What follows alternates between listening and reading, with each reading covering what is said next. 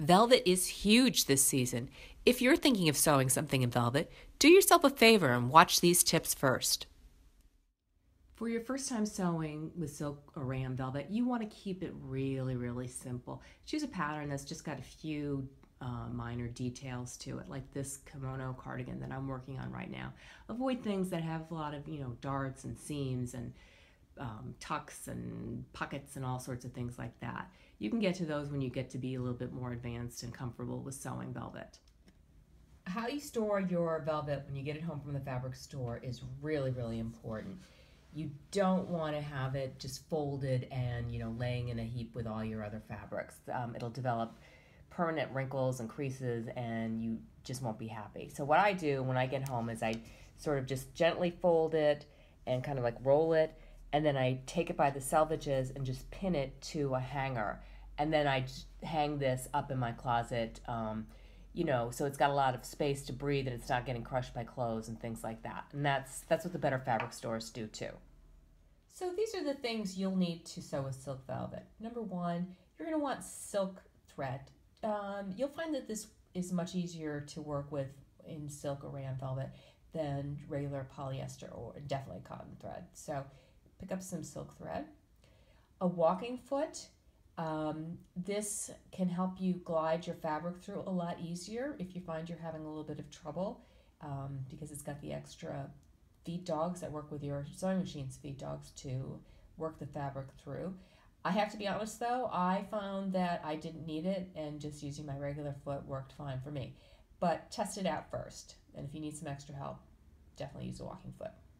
You want very sharp needles. I used these Microtex 7010 size needles, and those worked well for me.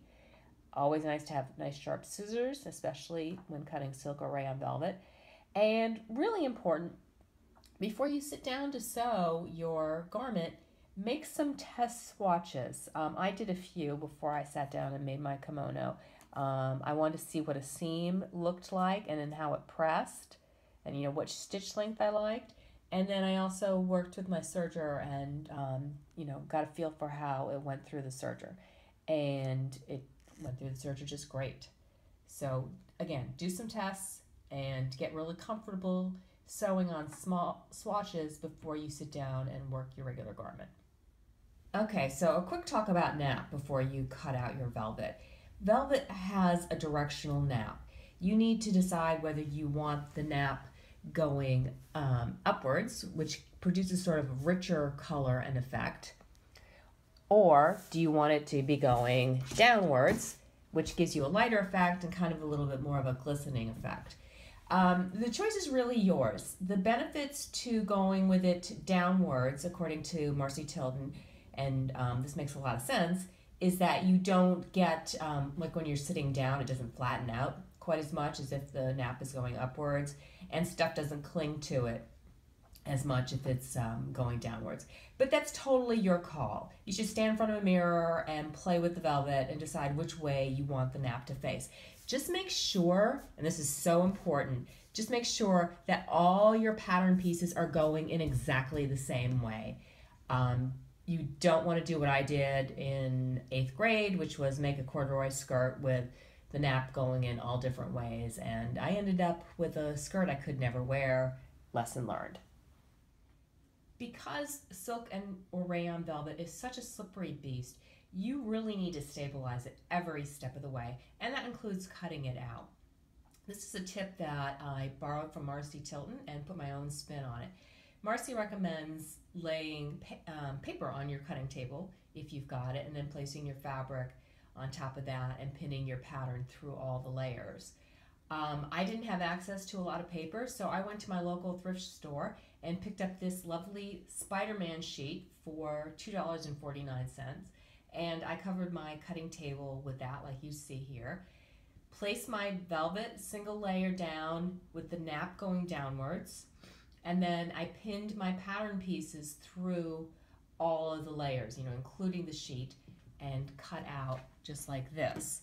I found that worked really well for me, and I loved how it really stabilized and kept the pattern pieces all nice and neat. So try that.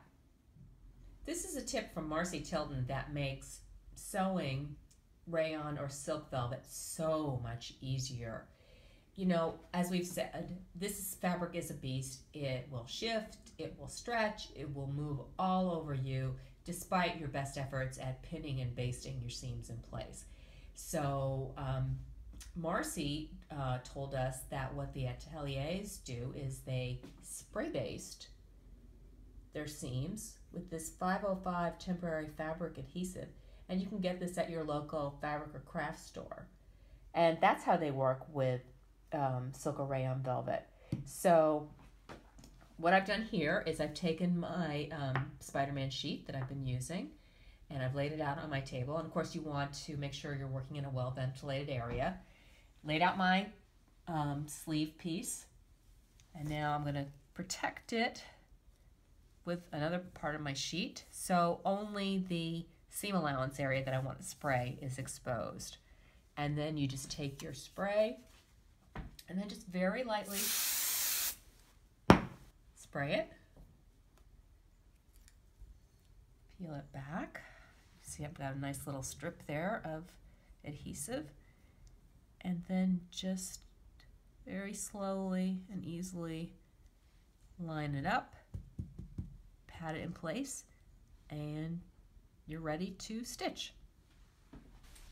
For more tips on sewing velvet from Marcy Tilton and the McCall Pattern Company, visit blog.mccall.com and search velvet.